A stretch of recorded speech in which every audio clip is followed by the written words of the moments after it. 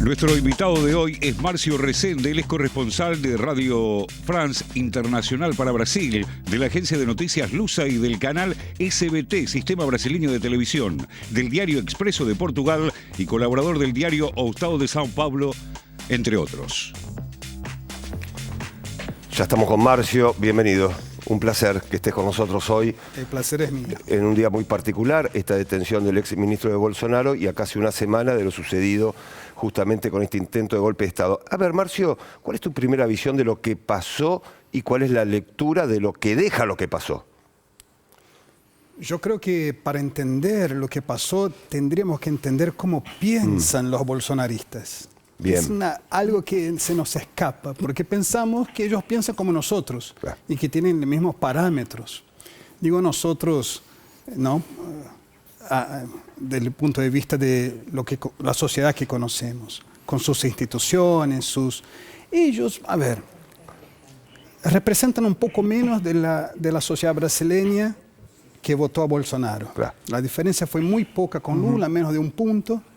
Y el 90% de esos votantes, según una encuesta, la de Atlas, sí, el 90% piensa que Bolsonaro ganó y que Lula perdió y que hubo ahí una maniobra del Supremo Tribunal Electoral, del Tribunal Superior Electoral. Sí. Entonces, arranca por ahí. Esa gente no se informa a través de los medios de comunicación profesionales. Ellos se informan a través de WhatsApp, a través de grupos bolsonaristas que se manejan basados en fake news. Toda noticia falsa. Es increíble, pero es así.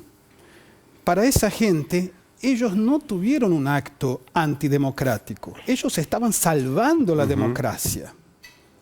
Porque esa democracia está en complot para poner a Lula y, yo no digo que, implantar un Estado comunista.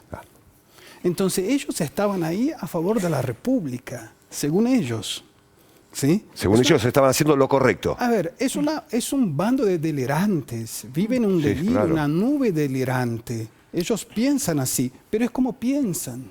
Eso para entender ese cuadro. Siguiendo con esa pregunta y pensando que, bueno, los militantes bolsonaristas no creen en el sistema democrático actual y también el hecho de que están dispuestos a recurrir a la violencia, como pasó el domingo pasado, o a la violencia armada, ¿alcanza con esta política que, bueno, ha sido muy firme de detener a todos los que participaron en estos planes golpistas? Pero ¿cómo se desactiva? Porque en verdad no es un grupo aislado, es todo un movimiento popular, ¿no? Entonces, en ese sentido, ¿cuál es la herramienta más allá de la represión, podemos decir, correcta por amenaza a las instituciones? Bueno, traer a esa gente a la normalidad, transformar la cosa, el modus operandi del país en algo normal después de 4 años de una persona, liderada por una persona, no fue sola esa persona, me refiero a Jair Bolsonaro,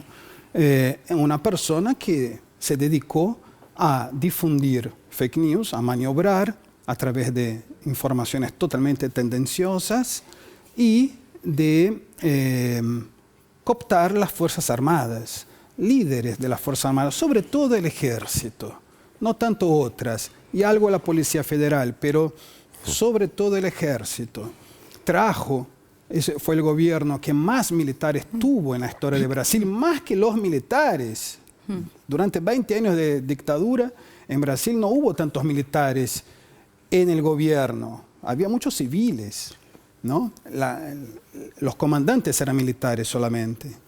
Y tampoco durante la dictadura el Congreso brasileño se cerró o se atacaron las instituciones. Eso no pasó, ¿no? Entonces, fue una persona que para ese grupo, quiero decir que esa gente que está ahí oscila entre 4.000 y 5.000 personas. Vamos a poner las cosas, es una minoría absoluta, ¿sí? En un país de 210 millones de personas. Lo que ellos hicieron ahí, contestando lo que vos me preguntaste, ellos lo que hacían en su delirio era que al hacer eso, ellos detonarían réplicas por el país. Grupos bolsonaristas que piensan como ellos, Claro. esos 90% de votantes, que saldrían a la calle y que también dispararían los comandos del ejército a actuar. Había muchas manifestaciones frente a los cuarteles. Ahora, me parece que ese teatro ahí desconocía que los militares no quisieron acompañar a Jair Bolsonaro en un intento de golpe a fin de año. Motivo por el cual Jair Bolsonaro se fue. Después de las elecciones, Jair Bolsonaro, después del 30 de octubre, estuvo recluido, sin hablar, deprimido. Lloraba, aparecía y lloraba. Estuvo 50 días sin aparecer y las pocas veces que apareció daba a entender que algo se cocinaba. Y esta semana vimos las cosas que ustedes mencionaron, mencionaste ese decreto, ese borrador, son cosas que hoy están saltando a la luz de lo que esa gente estaba tratando de cocinar, pero no tuvieron respaldo para aplicarlo. Marcio, ¿cómo viste en ese sentido esta primera semana lo que llevó adelante al menos el gobierno de Lula, justamente para no quedar debilitado, si se quiere, después de este intento? ¿Y qué crees que puede llegar a pasar con el futuro de Bolsonaro, que todavía no se sabe, primero, si va a volver al país? Y segundo, que más allá de que, bueno, ahora también va a ser investigado, mencionábamos a Anderson Torres, quien estaba en la misma ciudad que Bolsonaro, digo, más allá de que si se puede llegar a confirmar que haya una línea directa entre Bolsonaro y lo que pasó el domingo, ¿crees que de todas maneras puede llegar, no sé, a alguna condena o investigarlo justamente por esto que planteabas, que es algo que se viene haciendo? Bolsonaro venía denunciando la posibilidad de un fraude un año antes de las elecciones, ¿no? Los campamentos también a los que se hace mucha referencia, que eran apoyados por los funcionarios de Bolsonaro, que básicamente eran personas pidiendo un golpe de Estado en una sede militar. ¿Qué crees que puede llegar a pasar con Bolsonaro en ese sentido? Bueno, vamos por partes. Lula sale fortalecido. Ninguna duda. Esa gente dio un tiro en el pie. Porque si ellos intentaban que el país reaccionara, como viven desinformados, la realidad mostró que es todo lo contrario. 93% del país rechazó eso, según una encuesta de Datafolia. Así que vamos a poner las cosas en su lugar. La democracia brasileña es muy fuerte. Todo lo contrario, lo que puede pasar. Esa gente que está fuera de lugar. La democracia reaccionó, todas las instituciones funcionaron y están actuando. Lula sale fortalecido. ¿Por qué? Lula sale fortalecido, pero también limitado. Explico. Fortalecido porque esa gente dio un tiro en el pie y si buscaba una cosa, tienen otra. Ahora tienen a todas las instituciones persiguiendo, combatiendo eso y van a tener que ser muy fuertes en ese sentido para mostrar, para disciplinar a todo el país. Y además le dio a Lula, al gobierno, las herramientas necesarias para hacer una limpieza, ya en todos los sentidos.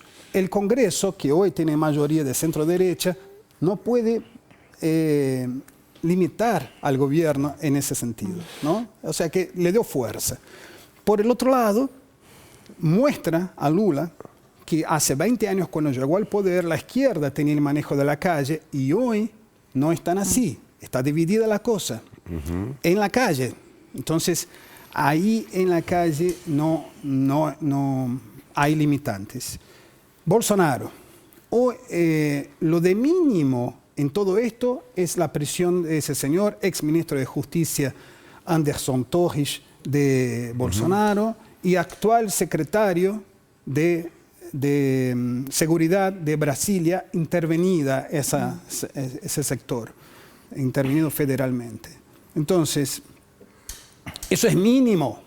¿Y el máximo cuál sería? Bolsonaro. ¿Cuál es el máximo? Prisión. ¿Cuál es algo intermedio al que yo sí veo? Inelegibilidad. Bolsonaro, muy probablemente, a lo largo de este proceso, lo que termine pasando es que esto salpica a él y él no puede ser elegible durante 8 años. Y siguiendo con esta línea, Bolsonaro igualmente lidera la oposición, ¿no? Pensando en lo que viene, más allá de que quede debilitado el bolsonarismo, ¿es posible integrar a los votantes, no digo los que participaron necesariamente de las protestas del domingo, o de los intentos golpistas del domingo, pero sí a los votantes en general. ¿Es posible integrarlos al sistema democrático con las reglas que establece? Porque también, bueno, todo este sector está hoy en el Congreso y tienen un trabajo por delante.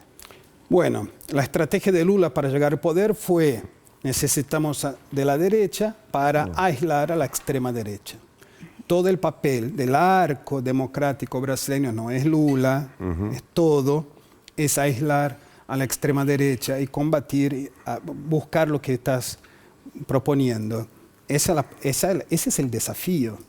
Ahora, ¿cómo se maneja esa gente? A través de redes sociales. Ya hay un trabajo con la empresa Meta, ¿no? Que es WhatsApp, Facebook, todo eso, en ese sentido, para combatir esas publicaciones falsas, que antes estaban respaldadas por el mismo gobierno, se hacían los omisos. Vimos mucha omisión en todo eso. Eso es omisión. ¿Dónde está la...? ¿No? Es ridículo, porque con un efectivo normal de fin de semana se podría haber evitado eso, retirar los efectivos.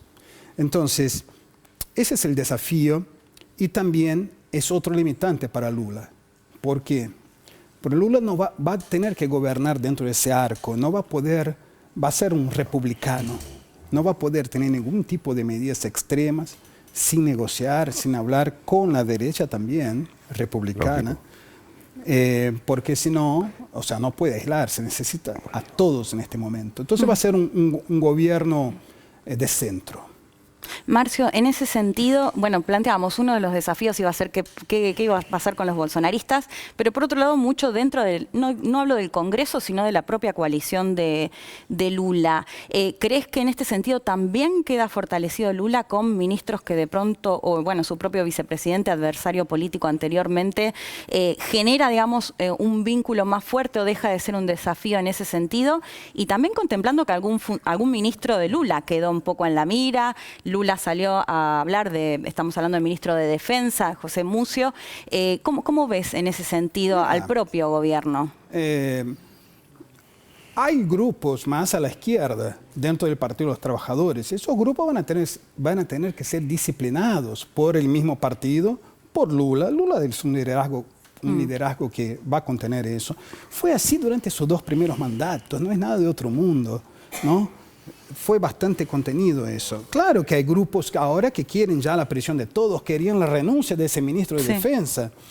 Bueno, pero las cosas, ¿cuánto lleva en el poder Lula? Va a cumplir 2 semanas mañana.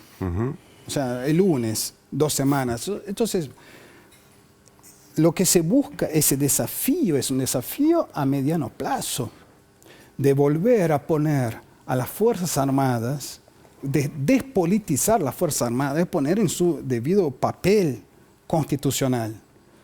Y la militancia va a tener que tener paciencia e entender que ellos no están solos. Es una coalición y que no es solo de izquierda ni es solo del Partido de los Trabajadores. Nunca lo fue. En los mandatos de Lula y de Dilma no era el Partido de los Trabajadores, siempre fue una coalición. Bueno, esa coalición ahora es más amplia, más republicana, más de centro todavía. Marcio, te agradecemos por haber estado en Televisión Pública Noticias Internacional. Un placer, como siempre, dialogar con vos y que nos ayudes a entender justamente esta situación tan particular que ha vivido hace casi una semana Brasil. Gracias.